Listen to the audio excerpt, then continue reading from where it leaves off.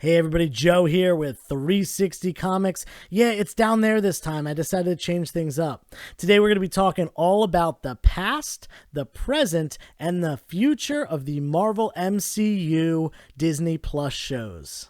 Head on over to Instagram where I'm doing a 3,000 follower giveaway. I'm giving away this newsstand edition copy of the Uncanny X-Men number 251 with this iconic, classic, incredible, uncanny Mark Silvestri cover. If you've watched my video of my top favorite covers of all time, you'll know that this is somewhere on that list. I'm not going to tell you where. If you haven't watched it yet, definitely go check that out and head on over to Instagram for your opportunity to win this. Don't forget, if you enjoy this content, you can support the channel by subscribing, turning your notifications on, liking, following, and leaving a comment below and letting me know what you think about the video. Stick around to the end because I'm going to be talking about a second giveaway that I'm also doing at the same time.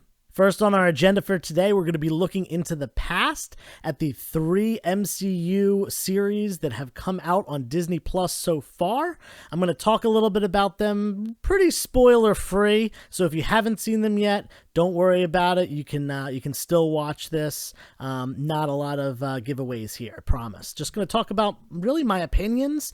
And you know what? If you agree with my opinions, let me know. And if you disagree and have some other thoughts, you can let me know as well in the comments below. I'm going to start with what I think is probably the weakest of the 3, at least it was my least favorite, and that is Falcon and Winter Soldier.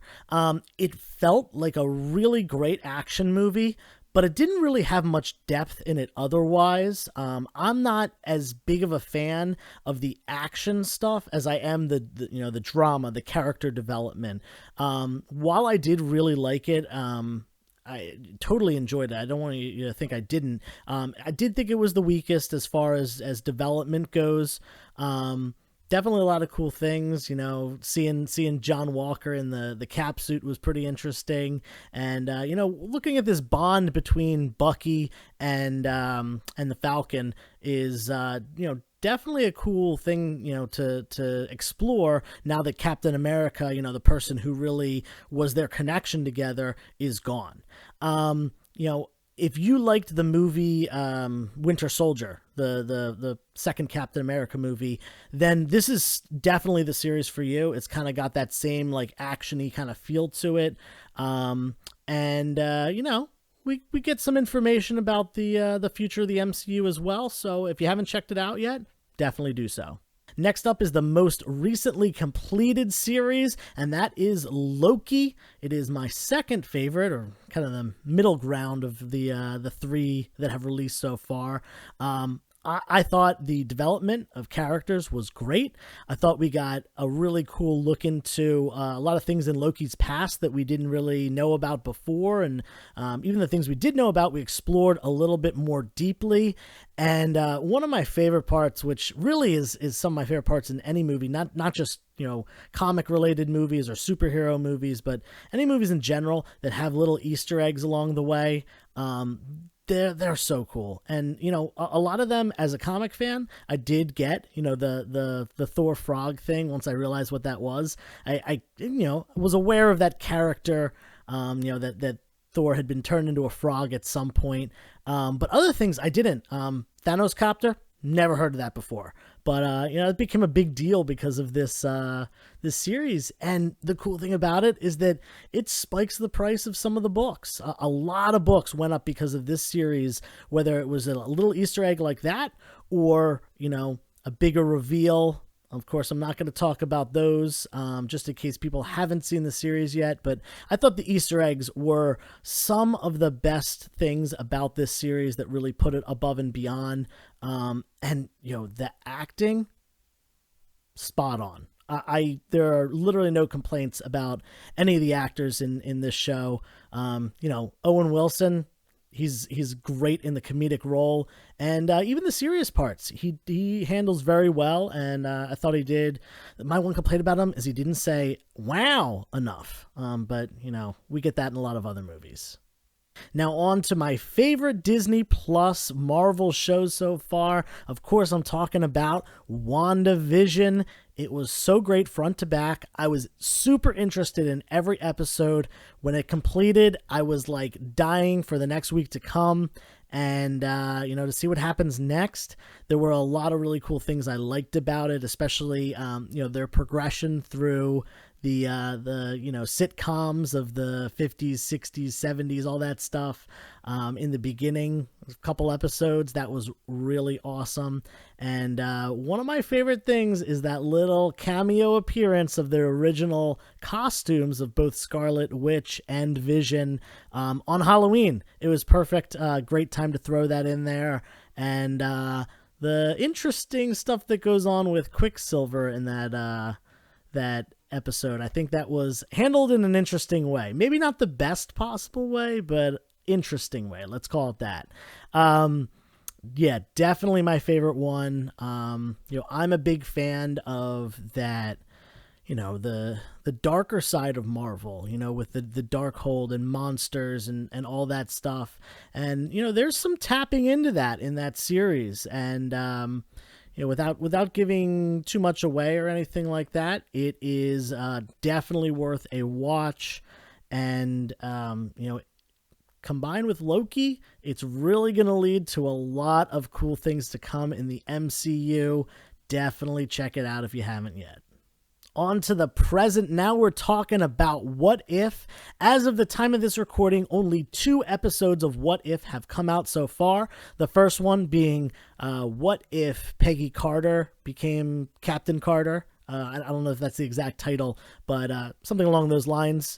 She's injected with the super soldier serum instead of Steve Rogers, and kind of a little play out of what would have happened then. So it's kind of a retelling of Captain America 1, if you're familiar with that movie, with something different happening. We get Peggy instead of Steve. And thought it was great. All of the voice acting is awesome. Most of the actors have returned. A couple of them are not the same. I know Robert Downey Jr. is not doing Iron Man in this series. I can't remember who else isn't reprising their role, but most of the people are that I saw.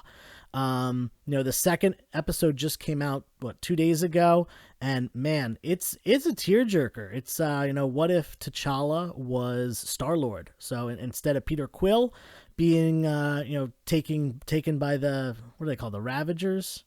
What if it's T'Challa instead who ends up becoming Star-Lord? And man, we lost Chadwick Boseman last year, really unexpectedly, and he was such a fan favorite. The good news is that he signed up. I heard that he was one of the first actors signing up for the What If series once they announced it, that he did want to reprise his role in the animated series, and his voice is the voice of T'Challa in What If, which is great. I'm glad we get him in one more role. It is animated. It's not, his physical appearance, but man, it looks a lot like him. It sounds obviously exactly like him, and I'm happy to have him in one more role. Definitely a really cool episode. Both of them, check that out. And the really great thing about What If is that it is I use the term bite size. It's a really nice bite size Marvel, 30 minutes every week. You get a little fix of Marvel in between the movies and stuff like that. You don't really have to pay super hard attention to, details or anything like that, because it doesn't have to do with the greater Marvel universe.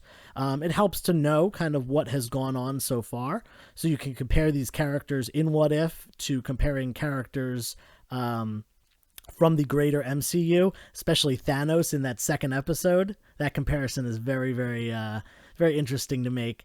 But yeah, I really like it. A nice little bite-sized portion on a weekly basis. I'm definitely excited for the rest of the series. Last up, we're talking the future. Next up, I think, is Hawkeye. I'm pretty sure that is the next one that's coming out, and I'm super excited about that. I think that, Clint Barton's a great character, and, what we're going to see here is a passing of the torch. We're likely going to see him passing the role of Hawkeye, him retiring, spending more time with his family, all that stuff. And we're going to see him pass the torch off to Kate Bishop, who is Hawkeye in, the next generation of the Avengers, and in Young Avengers, if you've ever read that run.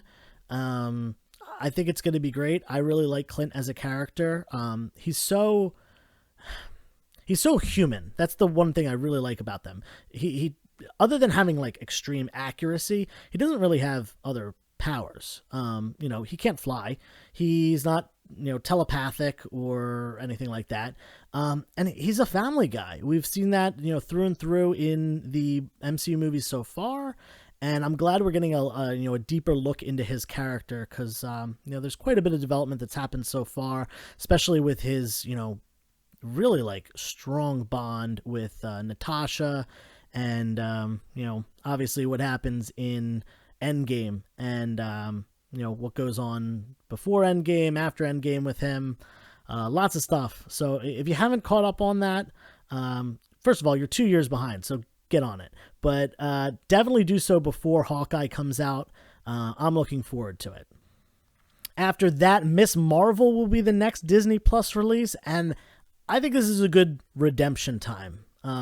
Take the Miss Marvel, Captain Marvel character, and do some redemption. Obviously, the Captain Marvel movie was not great. I think that Brie Larson did fine. I just don't think the movie was good. I really liked her in the other movies that she's in, Endgame and Infinity War. I think she does a fine job in those. It's a little bit more well written, but I just don't think that the first Captain Marvel movie was. It just wasn't well written. We're giving the Miss Marvel torch over to Kamala Khan here, and I'm hoping for some goodness. I'm hoping for something exciting. She's been a really popular character in the past couple years since she made her debut in, Marvel Point One Now Point. I don't even remember what that book's called, but yeah. Anyway, I'm excited to see her. It's going to be cool having a really young kid in such a powerful role. And I've seen some clips and I guess pictures online, and costume looks great, so I'm excited for that. Last up, I briefly want to touch on Moonknight. I wasn't going to originally include this series because the other two I talked about are coming out later this year in 2021, whereas Moonknight's not coming out till next year, I believe. But we got a little taste of possibly what might be what his costume looks like. I always try to err on the side of caution and don't believe any pictures or rumors online until the Marvel actually releases something about it. But a lot of people are believing that the picture that was released earlier this week is in fact from the show, is Oscar Isaac in costume as Moonknight, and the costume looks cool. It looks awesome. It's not like perfectly white. It's not perfectly like flat. It's kind of got some texture to it. Almost like, and it's like dingier. It's almost like a mummy's wraps. It kind of looks like that in a way. Thought that was awesome looking. And I'm currently reading the Moonknight run that just started. Issue 2 just came out this week. And I recommend it. If you haven't touched on Moonknight at all, if you've never read anything of his, I would definitely pick up that book and start reading. You kind of get acquainted with the character before the series comes out. Definitely excited to see Oscar Isaac in that role. He's a killer actor. He did great in Star Wars. He was one of the really redeeming qualities of those movies. But yeah, super excited to see that.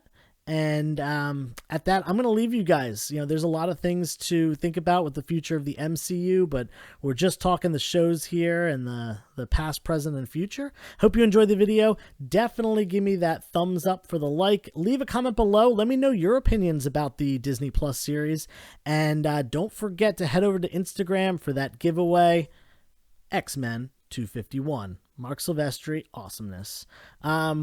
I did say I was going to talk about another giveaway that I'm doing. If you've seen my other videos, you might have heard about this one already. I'm currently reading all 53 free comic book day books. I'm going to do a review video. I'm going to give you my top picks of both the teenage and adult books, as well as the kids books, just in case you've got some kids that you want to get into comics. And then, after that video drops, I'm going to be doing a giveaway for all 53 books. That includes House of Slaughter. That includes Stray Dogs. That includes the Avengers book that's getting a little bit hot right now. I want to give back to the community. I got actually more than one copy of each book. I was fortunate enough to go to a bunch of shops in my area. Ended up with a ton more than I needed. Want to give some back to the community. I know a lot of people live in areas that don't have free comic book day, or don't have an LCS that close to them, or they just didn't get their favorite book on time. I want to give back. Hopefully someone, will put them to good use, and, spread the love in the comic community, maybe give some out to people they know. And so giving all 53 books away. Look out for that video. The only way you can win that bundle of 53 free comic book day books is by commenting on the video where I'm reviewing them. So look out for that video on YouTube, probably in the next week or so. And until next time, turn the page, wash your hands.